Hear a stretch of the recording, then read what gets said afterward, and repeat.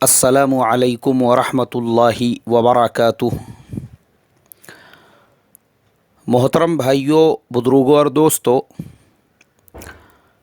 یہ میرے مرکز نظام الدین کے سفر نامے کا 5واں حصہ ہے۔ محترم دوستوں، نظام الدین کی چار دیواری میں جس چیز نے سب سے زیادہ دل کو متاثر کیا، اللہ کے بندے جو نظام الدین میں 2 ماہ لگانے کے لیے خدمت کے لیے پہنچے ہوئے ہیں، اس مبارک کام کی نسبت پر دیکھو ان کی قربانیاں۔ ایک آدمی وہ اپنے گاؤں میں فیکٹری کا مالک ہے، پتہ چلا 250 لوگ اس کے پاس کام کرتے ہیں اور وہ بیچارہ رات کی چوکی داری کر رہا ہے، گیٹ میں لکڑی لے کے کھڑا ہوا ہے، اور ماشاءاللہ اللہ کے جو بندے اللہ کی دین کی نسبت پر آئے ہوئے ہیں ان کے چوکی داری کی ذمہ داری نبھا رہا ہے۔ ایک آدمی وہ مطبخ کے اندر آٹا گوندنے میں لگا ہوا ہے، پتہ چلا اس کے خود کے 4 5 ریسٹورنٹ چلتے ہیں، زندگی میں کبھی اس نے آٹے کے گونی کو ہاتھ نہیں لگایا، لیکن یہاں پر یہ جو محنت اور مجاہدہ کر رہا ہے وہ صرف اللہ کی نسبت پر، اس کے علاوہ اور کوئی نسبت نہیں ہے، کسی اور نفع کا کوئی لالچ نہیں ہے کہ بس یہ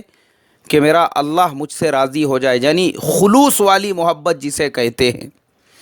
اور میں اس کے اوپر روشنی ڈالنا اس لیے ضروری سمجھتا ہوں چونکہ ہمارے ملک ہندوستان کے اندر عموماً ہم لوگ جو گاؤں کھیڑوں میں رہتے ہیں، دیہاتوں میں رہتے ہیں، گلی محلوں میں رہتے ہیں، ہمارے یہاں پر جو آنے والی جماعتیں ہوتی ہے ہم ان کا اکرام کرتے ہیں، اور ماشاءاللہ آج کے زمانے میں تو تقریباً ہر مسجد کے اندر آنے والی جماعتوں کے لیے مستقل کچن کا انتظام ہو چکا ہے، گیس کا انتظام تو تقریباً جگہ پر ہے، اور بہت سارے بستیوں میں اور بہت سارے شہروں میں تو آج کل یہ ترتیب ہے کہ بھئی ہمارے محلے میں ہمارے مسجد میں جو آنے والی جماعت ہے ان کو کھانا پکانے کی ضرورت بالکل نہ پڑے۔ لیکن میرے محترم بزرگوں، جب ان کے اکرام کو ہم دیکھتے ہیں، ان کو گاڑیوں سے لے جایا جا رہا ہے، ان کا اکرام کیا جا رہا ہے، تو بہت ساری بدگمانیاں لوگوں کے دلوں میں پیدا ہوتی ہے کہ دیکھو تبلیغ کے اندر صرف اکرام ہی اکرام ہے، بس تبلیغ کے کام میں لگ جاؤ تو اس طریقے سے اکرام ہوتا ہے۔ حالانکہ لوگ ان مجاہدوں کو نہیں دیکھتے ہیں جس طرح کے مجاہدے لوگ وہاں پر برداشت کرتے ہیں، اور اس کام کی نسبت پر ہم نے دیکھا میرے محترم بزرگوں، پورے ملک سے، ملک کے الگ الگ علاقوں سے، ملک کے الگ الگ شہروں سے جو لوگ فیکٹریوں کے مالک ہیں، جو لوگ بڑے بڑے بلڈر ہیں، جن کے پاس نوکروں کی فوج لگی ہوئی ہے، جنہوں نے کبھی اپنے زندگی میں اپنے ہاتھ سے کبھی گلاس بھر کے پانی بھی نہیں لیا، ایسے لوگ میرے محترم بزرگوں صرف ہمارے ملک سے نہیں، دنیا کے الگ الگ ملکوں سے، الگ الگ علاقوں سے پتہ چلا کہ بہت سارے لوگ وہ منسٹری کے اندر کوئی وزارت کی پوسٹ کے اوپر ہے، کوئی وزیر اعظم جو ہے ان کا اسسٹنٹ بنا ہوا ہے، اور ایسے لوگ بھی اس نظام الدین کی چار دیواری میں آ کر اللہ کے دین کی نسبت پر محنت کرنے والے بندوں کی خدمت میں لگے ہوئے ہیں۔ نظام الدین کے قیام کے درمیان میں جب کچھ ایسے لوگوں کو ہم نے دیکھا، اللہ تبارک و تعالی نے دنیا کی ہر نعمت سے سرفراز کیا ہوا ہے، اس کے باوجود میرے محترم بزرگوں وہ نظام الدین کی جو موٹی روٹی ہے اور سادہ سمپل کھانا ہے، وہ بیچارے وہی کھانا بڑے شوق سے اللہ تبارک و تعالیٰ کا شکر ادا کرتے ہوئے کھا رہے ہیں کہ اے اللہ تیرا کروڑہ درجے کرم ہوا، تو نے اللہ والوں کے ساتھ میں بیٹھ کر کھانے کی توفیق عطا فرمائی۔ محترم بزرگوں، دوستو، یہ بہت بڑی ہماری غلط فہمی ہے جو ہم صرف ظاہری اکرام کو دیکھتے ہیں،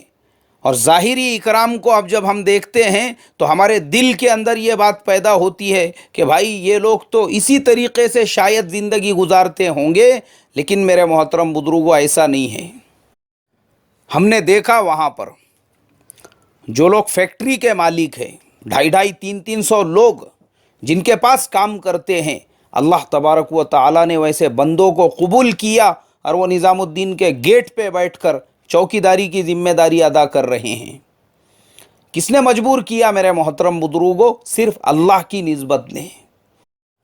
کچھ احباب ہمارے ساتھ میں بھی موجود تھے، اللہ کے وہ بندے، ان کا تواضع، ان کی عاجزی، ان کی انکساری دیکھ کر میرے محترم بزرگوں دل کی گہرائیوں سے ان کے لیے دعائیں نکلی۔ اللہ نے کس نعمت سے ان کو نہیں نوازا؟ دنیا بھر کی نعمتیں ان کے پاس میں ہیں، اور وہ نظام الدین کے دسترخوان پہ بیٹھ کر وہی سادہ سمپل کھانا عام لوگوں کے ساتھ میں کھا رہے ہیں۔ میرے محترم بزرگوں دوستو، یہ بہت بڑی ہماری غلط فہمی ہے جو ہم اپنے بستیوں میں، اپنے شہروں میں، اپنے علاقوں میں آنے والی جماعتوں کے اکرام کو دیکھتے ہیں، اور پھر ہم یہ دیکھتے ہیں کہ ان کا کس طریقے سے اکرام ہو رہا ہے، کس طریقے سے ان کو لے جانے لانے کے لیے گاڑیوں کا نظم کیا جا رہا ہے، تو ہم کو ایسا لگتا ہے کہ بس یہی ان لوگوں کی زندگی ہے، لیکن اس کے پیچھے جو مجاہدے چھپے ہوئے ہوتے ہیں وہ مجاہدے ہم کو نہیں نظر آتے ہیں۔ بہت ساری جو باہر سے بھی ہمارے علاقوں میں، ہمارے محلوں میں جو جماعتیں آتی ہے، وہ بیچارے ہمارے بیڈ روم سے بڑے بڑے ان کے بیت الخلا ہوتے ہیں، لیکن وہ ہمارے محلوں میں دین کی محنت کی نسبت پر وہ پڑے ہوئے ہوتے ہیں، وہی ہمارے چھوٹے موٹے بیت الخلا میں ایڈجسٹ کرتے ہیں۔ ورنہ میں آپ کو بتا دوں، عموماً دنیا کے اکثر ملکوں کے اندر وہ ویسٹرن قسم کا ٹوائلٹ استعمال کیا جاتا ہے۔ اب چونکہ ہم ہندوستان کے لوگ، ہمارے یہاں پہ انڈین قسم کا جو ٹوائلٹ ہے ہم لوگ وہ استعمال کرتے ہیں، لیکن میرے محترم بزرگوں دوستو، وہ لوگ ہمارے اس انڈین میں بھی جو ایڈجسٹ کر رہے ہیں، میں کہتا ہوں یہ بھی ان کے لیے بہت بڑا مجاہدہ ہے۔ دوسرے ملکوں کے اندر ایسے لوگ بیچارے، ہم ملے ان سے، اللہ نے دنیا کی ہر نعمت سے سرفراز کیا، اور دوسرے ملکوں میں جا کر ایسے ایسے ملکوں میں محنت کر کے آئے جن ملکوں میں بیت الخلا کا بھی نظم نہیں ہے، مسجدوں کے اندر، اور پتہ چلا تو اتنا افسوس ہوا کہ وہ بیت الخلا جو ہے وہ پرانے زمانے کے اندر جو کھڈی ٹائپ میں بیت الخلا ہوتے تھے۔ میرے محترم دوستو، چونکہ ہمارا اصلاح معاشرہ کا سبق افریقہ کے تقریباً ملکوں کے اندر لوگ سنتے ہیں، میں بڑے ہی ادب کے ساتھ ان لوگوں سے یہ درخواست کروں گا، ارے بھائی، افریقہ کے ملکوں میں آپ جو پیسہ کما رہے ہو، افریقہ کے ملکوں میں آپ جو محنتیں کر رہے ہو، ارے اللہ کے واسطے اپنے گاؤں میں، اپنے بستیوں میں کروڑوں روپیوں کی مسجدیں بنانے سے بہتر یہ ہے کہ آپ جن ملکوں سے کما رہے ہو وہاں پہ بھی تو ٹوٹی پھوٹی مساجد بنا لیجئے۔ ارے وہاں مساجد کے اندر بھی کم سے کم ایک ٹوٹا پھوٹا بیت الخلا ایسا بنائیے کہ جو جماعتیں آپ کے مسجدوں کے اندر آ کے 8 دن 15 دن رکی ہوئی ہے، ان مسجد میں رکنے والی جماعتوں کو بیت الخلا کے لیے سہولت ہو جاوے۔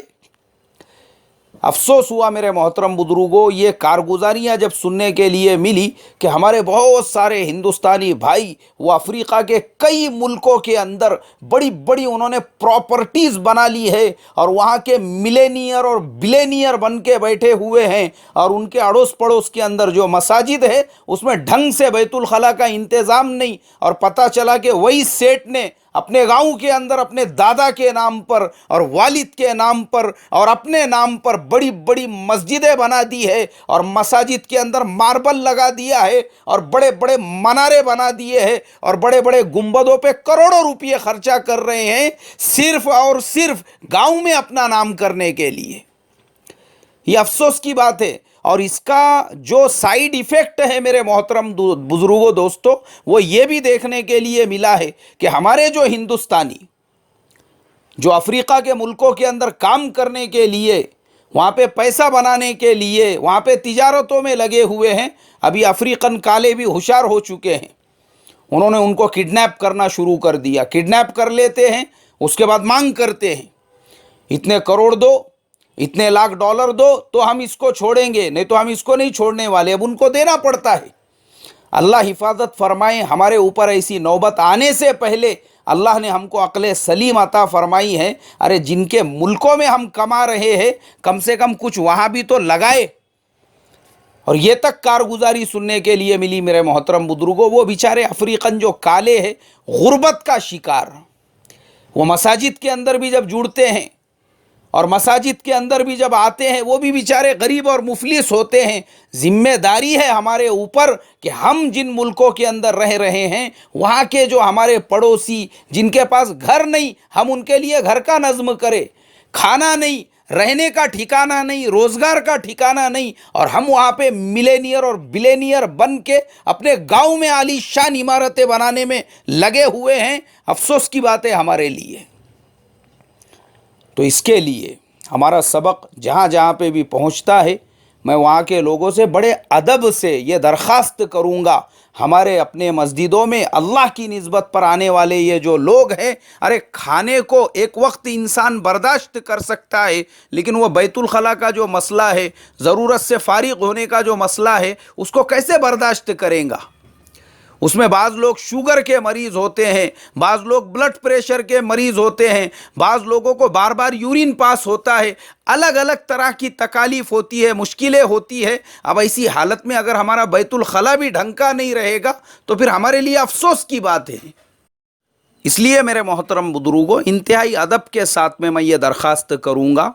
کہ بھئی ہمارے مسجدوں کے اندر، خاص طور پہ باہر ملکوں میں ہماری جو مسجدیں ہیں، اس کے اندر ایک بیت الخلاء کا نظم ہم ضرور کریں، تاکہ آنے والی جو جماعتیں ہیں اللہ کی نسبت پر ہمارے یہاں پر اپنے ملکوں کو چھوڑ کر جو آ رہے ہیں دین کی محنت کے لیے، ان کا اپنا کوئی دنیا کا فائدہ نہیں ہے، تو کم سے کم ایک ڈھنگ کا بیت الخلاء ہوگا۔ چونکہ ان ملکوں میں رینگنے والے جانوروں کے مسائل ہے، اندھیرا ہے، بجلی کے مسائل ہے، تو وہ بیچاروں کو کم سے کم اتنی تو سہولت رہیں گی۔ اسی لیے میں چاہتا تھا کہ وہ لوگ جو اللہ کی نسبت پر مجاہدے برداشت کرتے ہیں، نظام الدین میں آنے کے بعد وہاں پہ کس کس طریقے سے خدمتیں کرتے ہیں، بڑے بڑے کروڑ پتی جنہوں نے رومال نہیں اٹھائے تھے وہ دسترخوان صاف کر رہے ہیں، وہ چٹائیاں اٹھا رہے ہیں، وہ جھاڑو لگا رہے ہیں، یہ مجاہدے بھی ہمارے سامنے آنا چاہیے، ورنہ ہم نے تو صرف اکرام دیکھا ہوا ہے، اور یہی اکرام کی وجہ سے ہم یہ غلط فہمی کے شکار ہے کہ بس اس کام کے اندر صرف اکرام ہی اکرام ہے، مجاہدے کی تو ہم کو ہوا بھی نہیں لگی۔ اس لیے میرے محترم بزرگوں، اللہ کے راستے میں جب ہم نکلیں گے، اپنے گھروں کو چھوڑیں گے، باہر جائیں گے، تب پتہ چلے گا اس کام میں مجاہدہ برداشت کرنے والے کس کس طریقے کے مجاہدے برداشت کر رہے ہیں۔ اللہ تبارک و تعالیٰ سے دعا کرتا ہوں، اللہ ان مجاہدے کرنے والوں کو دونوں جہان میں سرسبزی و شادابی عطا فرمائیں، اور اللہ تبارک و تعالیٰ ان کے مجاہدوں کا بدل ان کو دونوں جہانوں میں عطا فرمائیں، اور ہم تمام کو بھی دین کی نسبت پر اپنے گاؤں، اپنے بستیوں سے باہر نکل کے محنت کرنے کی توفیق نصیب فرمائیں۔ السلام علیکم ورحمۃ اللہ وبرکاتہ۔